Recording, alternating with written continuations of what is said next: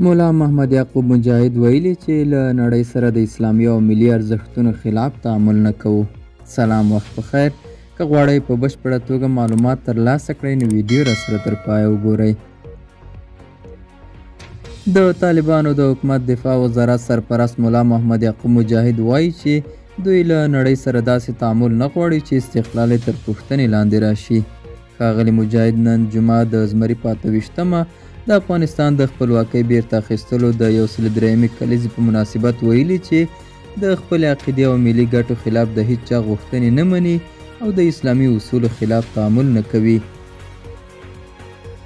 د دفاع وزارت د سرپرست په وینا چې د طالبانو حکومت سیاسي پرمختګ او د سیمې پر سطح قوي ځواک غواړي او په دې بیانیه چې استقلال یې تر پوښتنې لاندې راشي.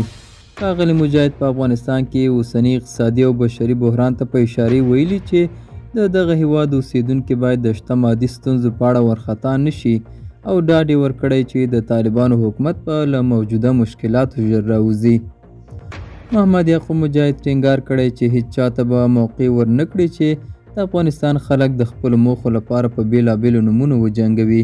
دا څرګندونې داسې مهال کیږي چې د طالبانو د حکومت مشر ملا هیبت الله خونزاده هم کندهار کې پرونۍ غونډې ته وینا پر مهال ویلي چې له نړۍ سره په ټولو هغو امورو کې تعامل کوي چې له شریعت سره په ټکر کې نه وي.